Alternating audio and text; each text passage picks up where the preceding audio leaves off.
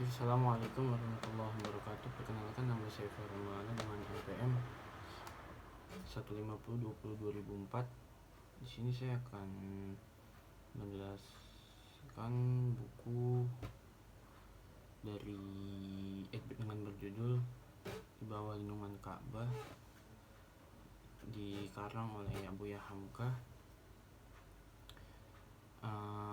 Ini adalah tugas dari pengembangan budaya baca atau biasa kita sebut dengan PBB. Oke, langsung aja. Jadi Di Bawah Lindungan Ka'bah itu sendiri pengarangnya adalah Haji Abdullah Malik Karim Amirullah atau biasa kita sebut dengan Buya Hamka. Penerbitnya itu di bulan Bintang, tanggal rilisnya 1938. Jadi novel ini tuh kayak menceritakan kisah antara Hamid dan Zainab yang sama-sama jatuh cinta, tetapi tuh ibunya kayak nggak suci atau nggak ngizinin gitu. Jadi ibunya ingin si Zainab itu menikah dengan orang yang telah dipilih oleh ibunya itu sendiri.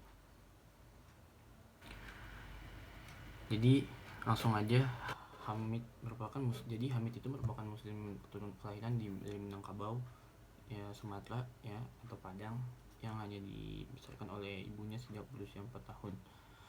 Karena pada saat itu ayahnya telah meninggal pada saat dia masih kecil.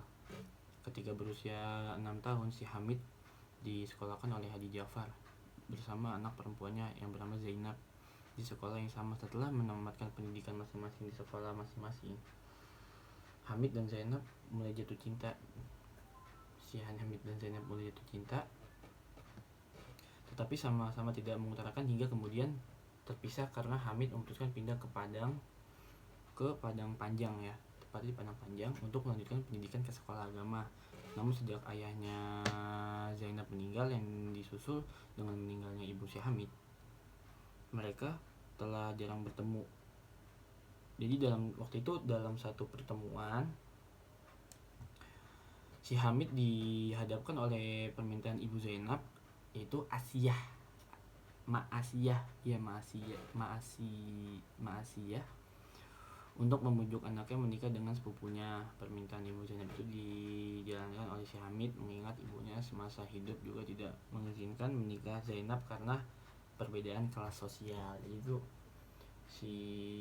jadi si Zainab sama Hamid itu sama-sama jatuh cinta, cuman si ibunya itu tuh nggak ngizinin si Zainab buat sama si Hamid karena ya perbedaan kelas sosial biasalah.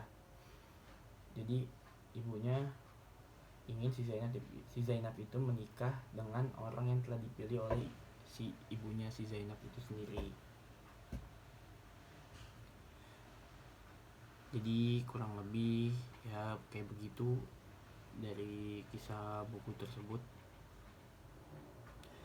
Lalu di sini tuh ada kayak gaya penulisan dan temanya. Jadi Di Bawah Lindungan Ka'bah itu ditulis dalam bentuk singkat dengan gaya bahasa yang sesederhana mungkin. Jadi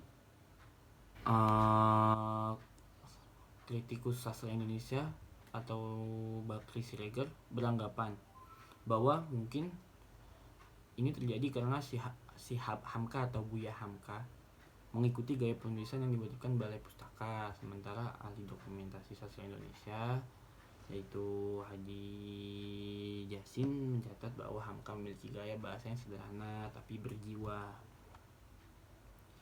Jadi gitu kurang lebihnya. Jadi terus juga Di Bawah Lindungan Ka'bah itu sendiri rilis pada tahun 1938 yang diterbitkan oleh Balai Pustaka. Jadi Balai Pustaka itu sebenarnya tuh awalnya menolak karya bertema agama-agama gitu. Jadi kayak Balai Pustaka tuh nggak nerima yang bertema agama-agama karena melakukan resistensi terhadap praktik penindasan kolonial Belanda di Indonesia.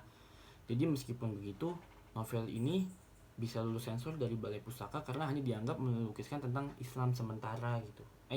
Islam semata. Jadi Hamka kemudian menerbitkan 4 novel lain selama berada di Medan, termasuk yang salah satu itu Tenggelamnya Kapal Van der Wijk, yang dianggap sebagai karya terbaiknya selama Buya Hamka sangka ya hidup lah pas lagi di masanya. Jadi kurang lebihnya kayak gitu, jadi kurang intinya.